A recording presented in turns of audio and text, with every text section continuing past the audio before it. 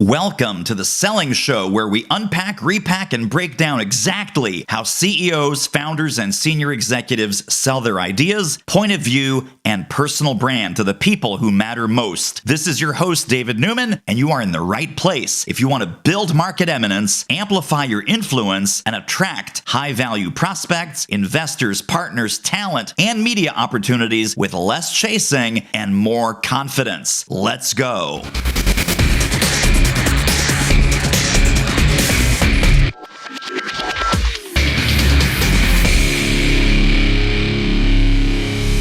He's back, my friends. The man, the myth, the legend, Mr. Chris Ducker. Welcome to the show. Thank you for having me. I love being called a legend. It's only by you that happens, but I'll take it. I'm not sure about that, but for the few people, the small number of people who do not know of the legend, could you please share a little bit about your professional journey that brought you to the work that you're doing today, and what were some interesting pit stops along the way? Give us the Chris Ducker story. Yeah, I'll give you a quickie here. So always been in sales and marketing. That was my thing ever since I was 17. Didn't go to university or college, as you guys would say over in the US, but went straight in the workforce, loved selling, loved sales, loved rapport building, handling objections, all that kind of stuff. Loved it all. Became pretty good at it as well. And then I was headhunted for a position over in Asia, which I went out for. 18 years later, I came back home. And within that period, I had started 3 different businesses, built them all up to multi-7-figure revenues. We had hired probably close to 1,000 people when I sold the first business. We sold with just under 500 people on the staff. Second business got sold end of last year. And then the last business, Upreneur, which obviously you're well aware of, that is still rocking and rolling. And my daughter is now our COO. And we help entrepreneurial leaders and authors, monetize their expertise and sell more books and make lots of money and do good things in the world. Simple as that. And as you and I were talking about right before we turned on the microphones, every moment of that has been peaches, cream, wonderfulness, easy, relaxing, fun, rewarding, satisfying, uplifting, soul nourishing. Wait a minute. No, it hasn't. Yeah, let me stop you there. There's no nourishing of souls. I've always been kind of like very much what you see is what you get. And David, you know that. We've been friends for well over a decade now, right? What you see is what you're going to get. I wear my heart on the sleeve. I do what I say it does on the tin, all those kind of analogies. But in 2021, I hit a really, really, really bad burnout. Really bad burnout. I was diagnosed with anxiety, depression. I was also diagnosed with phase 3 adrenal failure. So I had to kind of work my way back from that. However, we as a company were having an amazing year in 2021, and we were serving probably close to about 300 private coaching clients around the world at the time. So I couldn't tell anybody that I was all broken up and beaten up and feeling horrible. I had to work my way through it until I couldn't work my way through it anymore and had to take some time off. But I still didn't let anybody know what was going on. Not even like really close friends knew. My wife knew and my daughter knew, but that was kind of it. And so I remember actually it was last year, I was in Nashville at a mastermind, and one of my best friends on the planet, Pat Flynn, I believe you know of Pat. Yeah. He and I were catching up, and I told him everything that I'd been going through, and he was sat there for a while and he had tears in his eyes. And he said to me, "Why didn't you talk to me? Like, what's up with this? Like, I could have helped," kind of thing. And I realized at that point, just as I was finishing the manuscript for this latest book, that I needed to be really honest. I needed to open up the kimono, so to speak, and just tell it as it was. And that's exactly what I've been doing ever since. And I'll tell you, it's one of the best things I've ever done in my life. Because people can genuinely relate to burnout and being distressed and concerned and worried and stressed out and overworked and not happy. They get it. They get it now more than ever before. And so that's what I'm doing. I'm on a mission to kind of not only get people to be really honest and upfront about where they're at with things, but also hopefully help them avoid some of the bad stuff as well. And the new book is called The Long Haul Leader. And this is for people that realize that these, we always talk about the entrepreneurial ups and downs. And the ups are fun, but no one until now has really dug in to the downs, like the real downs, the burnout, the fatigue, the physical illness that comes with stress and anxiety and depression and all of those things. So the theory, if I'm putting this all together in my head, is this is for entrepreneurs who need a reminder that they're in it for the long haul and that they can't just go on, the latest Alex Hormozy video is not going to keep them going for another 7 days. The next Gary V video that they see is not going to keep them going for the next 2 weeks. They need to tap into their inner life and they need to make some changes. So I'm curious, what are the changes, Chris, that when we open up the long haul leader, what are some of the changes that we need to work on ourselves to create? So it's so interesting to hear you break it down like that, because maybe a dozen or so people have had an opportunity to work on the book with me and obviously read through the book with me. They've said kind of like it's kind of part precautionary tale, part memoir, and I didn't even really think about it like that until I had like 3 or 4 people almost come back word for word with exactly the same feedback. And the thing is, those short-term wins that you talk about with Gary and Alex and those guys out there, they are loud. They are loud things to deal with, and they're great and everything, but long-term impact is way more powerful. Long-term impact, it's not loud short-term win stuff. It's kind of whispering and whispering and whispering until it then starts to roar. And that's what we talk about in the long haul leader when it comes to the real game really being about patience and consistency and showing up even when it's not sexy, like doing the unflashy work behind the curtain when no one's watching. Like that's what being a long haul leader is all about. But also understanding that you get a hell of a lot more of what you focus on. So if you focus on going the long haul, and if you focus on doing the right work with the right people in the right ways for the right reasons, then obviously you're going to get more of that coming your way. And I don't do rah-rah, I leave that to Tony Robbins, right? But it's pretty simple stuff. If you work better, you live better, and therefore you're more likely to achieve lasting success, right? Yeah. And so there was a framework of 4. When I started doing all the research for the book and really kind of going through a lot of the stuff, I realized that a lot of my notes that I was taking were kind of dropping into 4 main kind of topics or buckets. And so I sat down with that and I devised kind of like a bit of a Venn diagram around that. And that's what we call the Long Haul Leader Life OS, or operating system. The premise behind this is, well, your computer's got an OS, your phone's got an OS. Why don't you have one for yourself? Now, why not? Particularly if you want to go, the long haul, if you want to be around for a while. And so we looked at the 4 main kind of buckets that all these things were popping into. Number 1 was personal mastery.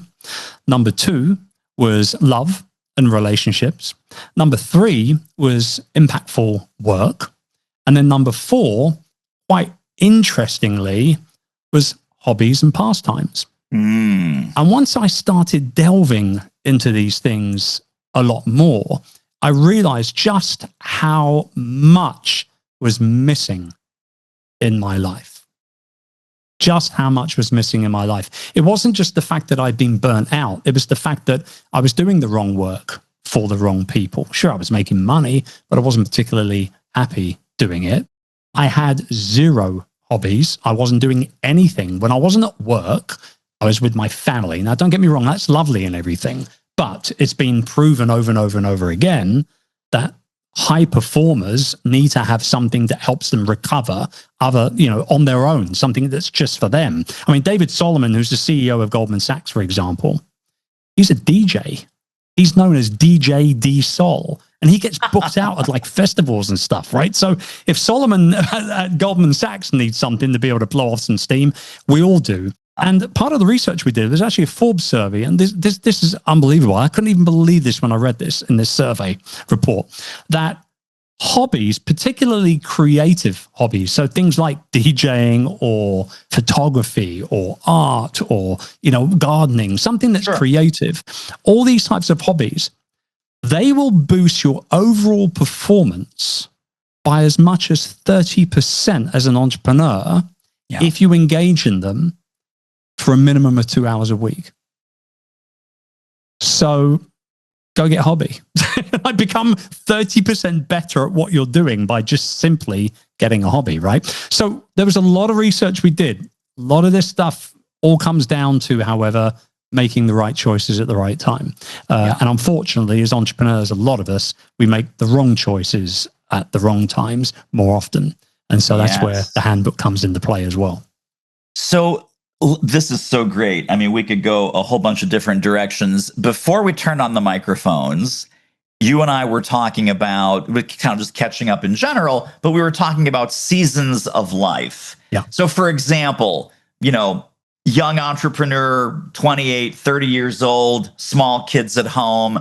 That is one set of circumstances, conditions, right? Depending on how that person wants to lead their life as a young parent, etc. Then there's, midlife, empty nest. Then there's, hey, I'm 55, 60 years old. Maybe I got 10, 15 good years left. I want to make the most of it here, run to the finish line, etc. Yep. What do you see with either the research from the long haul leader or just among your clients and your friends? How does that season of life play in to how those four quadrants play together? Yeah, I mean, there's no doubt in my mind at all that, and this is mostly my own personal experience rather than looking at research. This is like talking to people like you, peers, friends that I've known for a number of years. Those of us that are in our midlife, and I count that as really being 45 plus, most of us that are in our midlife are more open to the idea of making changes that will help us live a better life moving forward for our second act. We're more open to that. Now, with that being said, though, I want to caveat that very loudly by saying that if I knew some of the stuff that I know now based around the writing within this book, I absolutely would have got started on certain aspects of what I talk about maybe 10 years or so earlier. So is this a book for somebody in their 20s? Probably not. No, go read something else. Yeah. But I would say that if you're in your 30s and beyond, you're going to learn something here that you probably won't get in any other book. I'm pretty sure of that. Hey now, what a great episode, right? Are you ready to build your own market eminence game plan using the power of speaking, publishing, and podcasting? Book a chat with me to build your plan and see if and how I might help you further. The link is doitmarketing.com/call. No sales team, no pressure, no goofballs, just you and me having a CEO to CEO chat about what's possible for you and your company. Hop on with me, doitmarketing.com/call. And now, let's jump right back into the interview. That's a great point. If you're in your 30s, chances are good that you still have a lot of entrepreneurial juice. You perhaps, totally. You perhaps have not been touched by extreme burnout, fatigue, because you're still in go, busting through walls, making it happen no matter what, because you've read all the books and you've watched all the videos. God bless you. But you're more likely to say, hey, wait a minute. I'm 40 years old. If I'm lucky, I have 30 years ahead of me. That's a long haul, right? And just like running a marathon, you can't just lay it all on the line in the first 5 miles because you'll never finish that marathon. So having an enriched life, enriched hobbies, enriched love, relationships, friends, etc. Early on, you're planting the seeds not to solve the burnout, but, and this is a question, I'm saying it very definitively, you're also planting the seeds to avoid the burnout altogether. So have you found that it is possible for people not to hit the walls and not to hit the big abyss that you and I have probably multiple times? Yeah, It is avoidable. I think that some people are just naturally going to let it hit them anyway. You know, they'll see the tidal wave coming their way, and they won't try and run out of the way. They'll just, I can take it on the chin and move on from it, kind of thing. But, you know, a couple of things that I know to be really, really true. First of all, number one, first and foremost, the goal should not be to hustle harder. It should be to last longer. Fact, right? So hustle might get you past a deadline or a project launch or a book launch or something along those lines, but it's going to be your habits that help you last. And I didn't have very good habits in my 30s or even in my 40s particularly, but I certainly have done going into my late 40s and 50s now. So that's the first thing. The second thing is that a sustainable business really does start with a sustainable you. And I mean that genuinely.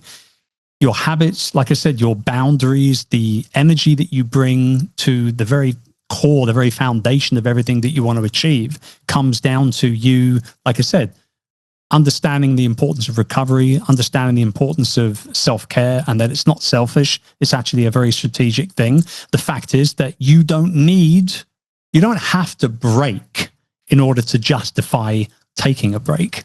Yeah. Makes sense?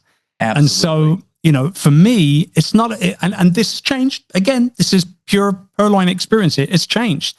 It's not about having more or needing or going after getting more followers. It's understanding that actually I need more focus. Growth will come to me from clarity and really doing the right work at the right time, not just constantly spinning my wheels, creating a whole bunch of content, writing a whole bunch of stuff, hoping some of it sticks up against the wall. You know, focus builds momentum. Focus truly does build momentum.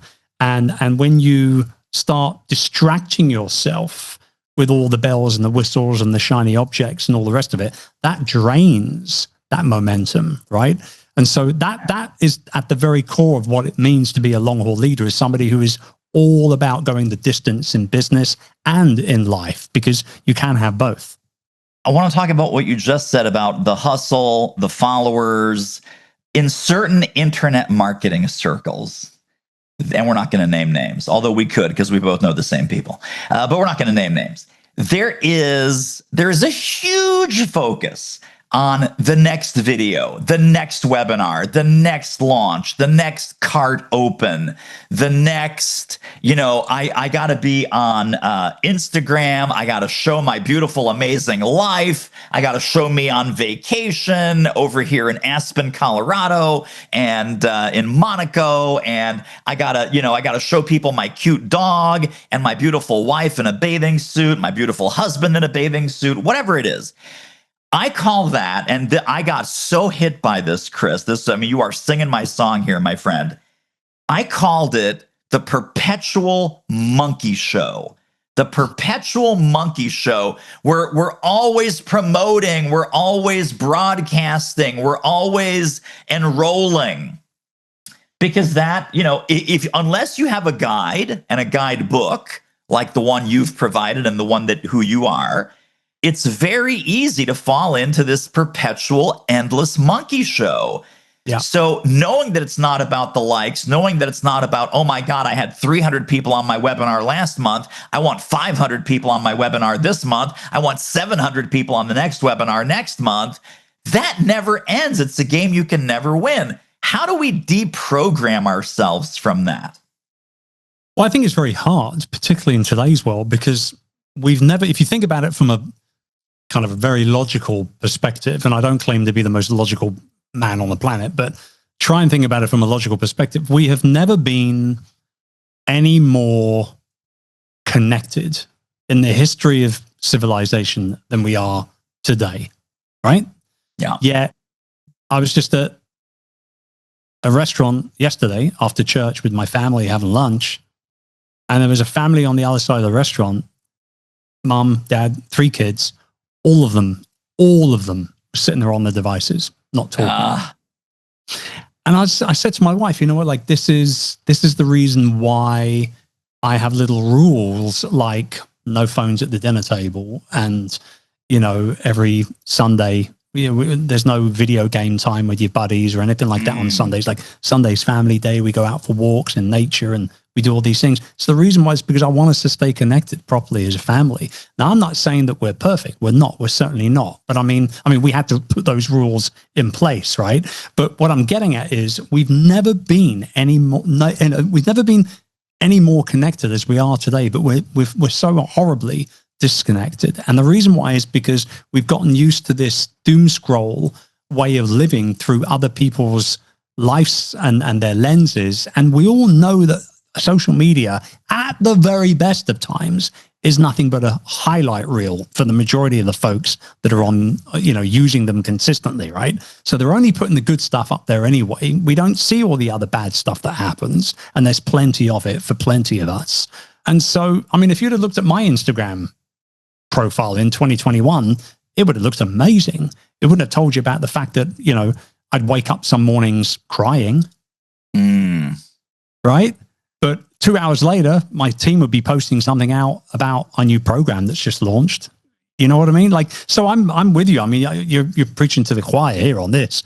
I think the big issue is for us overall is that we spend too much time consuming other people's crap fundamentally, and we don't spend enough time creating lives of our own. And that's a big issue for me. That's a genuine problem.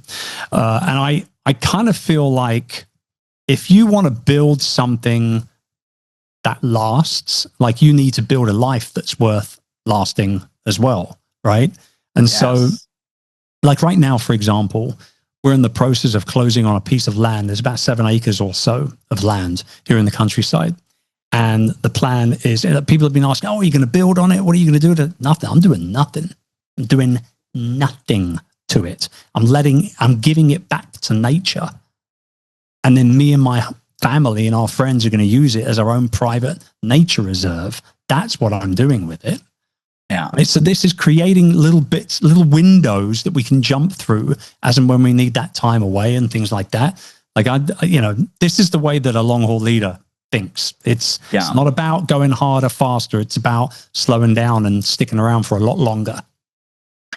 I'm sure some of this also has to do with the way that you are leading and running and managing your business. So there are entrepreneurs that really don't want to let go. The extreme example is they are the chief salesperson, they are the chief marketing person, they are the chief delivery person, they are the chief customer happiness person, they are the chief client retention person. And when you're looking at my hierarchy, just very quick back of the envelope, as an entrepreneur, we are the doer, especially when we're solo, right? You start as a company of one, you're doing everything. That's what you're supposed to do. You're the doer. Then you become an owner because you start outsourcing, you start hiring, you hire some VAs, you hire maybe a team to help with some of the delivery, the marketing. Maybe you hire a first salesperson, eventually a sales team. So you have the doer, you have the owner, then you have the leader, right? The leader is removing him or herself from almost everything, making sure that their direct reports are happy and successful, have the resources and the guidance and the structure that they need.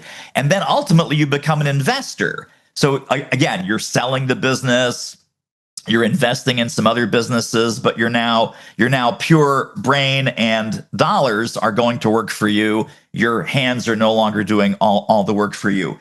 As we're going up that progression, from doer to owner to leader to investor, how do we train ourselves, or what advice do you have in the book and to your clients about how to let go, when to let go, and what to let go of first? This is a great question. There's actually a whole chapter in the book on this very thing, and it's about staying in your zone of genius. And the zone of genius is nothing new. It's been around for a long time. But ultimately, the general rule of thumb is that long-haul leaders will focus on the right priorities at the right time, and they'll let go of all of the rest. So, for example, I personally have absolutely no right going on Facebook or Twitter. I still call it Twitter. I don't call it X. I'm old school, baby. So I have no right going on any of those social media platforms at all. The only platform that I do visit, maybe 2-3 times a week is Instagram.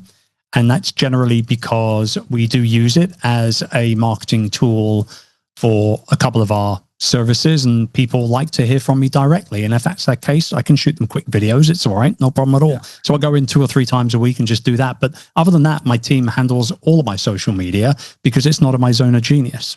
My team also handles all of our podcast editing and setup and production and publishing because it's not in my zone of genius. But I will show up when it's time to record a podcast, right? Totally. My team handles all of the proofreading and all of the design and all of the edit and all of the publishing of our weekly newsletter, Future Proof. I'll show up to write Future Proof every Thursday for it to go out every Sunday. And so this is about making sure that ultimately you're only doing what you really should be doing, and you are delegating or automating the rest, right? Yeah. There's a little exercise I do with my clients. You're going to like this, actually.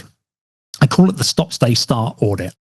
And I do this with all of our clients when they first come on board with me. And very, very quickly, you get a piece of paper, draw a couple of lines down it, create 3 columns. In the first column, you write down all the stuff that you're doing in your business currently, but for whatever reason, it's not really working very well. Like, more fool you if you carry on doing that stuff. So that goes in the stop column, right?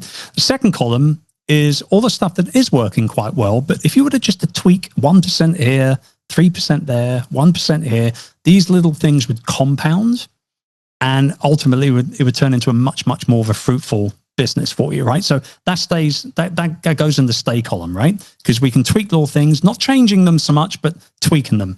And then the final column is the exciting one. It's the one that most entrepreneurs get really kind of jazzed about, because we love to start new things, don't we, right? All the time. Oh, yes. So in the start column, we write down all the things that we're going to start doing. Maybe we've been procrastinating on this particular thing for a while. Maybe it's writing a book, for example, or possibly it's not work related and it's taking our partner on that worldwide cruise for half the year that we've been talking about for a decade. You know, whatever these things are, because we've stopped certain things, what's that done is it's enabled us to be able to create some time, because we've kept the things that are working but have tweaked them so they can make us a little bit more money. Then that gives us a little bit more freedom.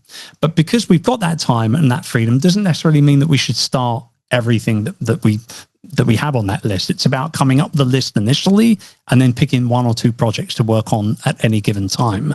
But what I really love about this exercise, above and beyond everything else, is it gets people thinking, and I hate to use management speak, but it gets people thinking outside of the box. Because sometimes when we're so close to our own businesses, we don't realize what isn't working and what we're missing. Right. Instead, we're just kind of focused on going forward, quick win, right? Whereas if we realize what we can stop doing because it's not working, again, why am I spending $5,000 a month on Facebook ads? They're not converting into clients. Why am I going to carry on doing that? You shouldn't carry on doing that. So you put that to one side, right? And that creates the time and the energy that you need to be able to move in a different direction. Because as you'll probably remember, when we first got together, I think Virtual Freedom had just come out at the time, which was 2014, I think. We were hanging out in, correct me if I'm wrong, I'm going to say... It might have been San Diego, actually. Was it San Diego originally? Well, if Philly was 2013 and San Diego was 2014. Okay. So within those couple of years, we became buddies, and the book had come out. And in that book, I talked a lot about how time was our most valuable asset, our most valuable commodity. But I call my own BS on that now, because I don't think time is our most valuable asset anymore. I think energy is our most valuable asset. Without energy, we're no good to anyone. And so, yeah, that's how you stay on top of it. Wait. We're not just going to listen to this episode. There are downloads, there are resources, there are links, there are bonuses waiting for you on this episode's page when you go over to doitmarketing.com/podcast. That's right, doitmarketing.com/podcast. Grab the notes right under this episode. See you over there. Well, speaking of you and me getting together back in 2013, I want to end, as we're landing the plane here, on chapter 3. I know you shouldn't end on chapter 3 when the book has 11 chapters, but I'm going to end on chapter 3. Chapter 3 is all about long haul leaders invest in meaningful relationships. When you tell most entrepreneurs, relationships, focus on your relationships, they think that's all about sales and selling. And it's not about reconnecting with high school friends, reconnecting with friends from your gym, reconnecting with friends in your reading group or that you do biking with. Tell us about the personal relationship building, free of any commercial intent, but reconnecting with friends, having a poker night, or just drinking buddies, or people that you play chess with, or whatever it is that your jam is. Human to human personal relationships. What's the juice there that keeps long haul leaders going? It's interesting. I initially came up with the term P2P, or people to people, in that first book, in Virtual Freedom 2014. And it was a very tiny little thing in one chapter right at the back of the book. I remember actually I ad-libbed it on stage somewhere. I can't remember where it was. I ad-libbed it and I thought, oh, that's cool. I'm going to get that in the book. And so I put it into the back of the book, buried it in some chapters somewhere. And then in the second book, in Rise of the Youpreneur, it was its own chapter. I pulled it right apart and I dived in, I told stories and all that kind of stuff. And here we still talk about it in The Long Haul Leader, and the power of relationships, and why we have to have, there's two major things here when it comes to building great relationships. Number one is to be open-minded. Nobody's got a monopoly on good ideas. Nobody. Nobody at all. And so if you are open-minded, you maintain that really open-minded approach, you embrace new ideas, new opportunities to meet new people, new perspectives that come from them in your direction, that kind of stuff. And you couple that together with the fact that when you nurture the people that are around you and you foster that kind of growth-centered relationship, not for any kind of financial gain at all, but just to be a good friend, and you help develop them in certain ways, that can never, ever come back to bite you on the butt, can it? And so I'm just a really big believer that relationships should be treasured. They shouldn't be used. They should be genuinely cuddled and maybe nuzzled a little bit on occasion. And, and there are friends, there are people that I'll speak to every single week. There are some folks that I'll speak to once a month, sometimes once or twice a year, sometimes every couple of years. But the people that I know to be good people, I never, ever break contact with them for much longer than that. Because I know that if I can be of service to them, then that would be the first win. But at some point in the future, if they can potentially be a service to some of my people, not to me necessarily, but to my people, then that's a good thing. Just last week, somebody contacted me and asked me if I knew a good book cover designer. And I said, I know the best cover designer on the planet. I'll put you in contact with her. I've not spoken to her for about 6 years, but she's amazing, and she'll hook you up. And I introduced them via email, and they had their call. And within 15 minutes or so of them talking, I got an email from both of them saying, thank you for the introduction. They're doing work with each other. And there you go. My job here today is done. That's the most important thing, But it's important. Like, I really feel like life is too short to surround yourself with idiots, to backbiting, backstabbing type of individuals. I'm not interested in that kind of relationship at all. And if you want people to talk well about you when you're not in the room, when you're not around, then that's something you should take to heart. And I have done for many, many, many years, and I'll continue to do so. Yes, so important. Well, Chris Ducker, this has been so fantastic. Long Haul Leader, give us the download. What are the links that should go in the show notes? How can people get connected and stay connected to more Chris Ducker brilliance?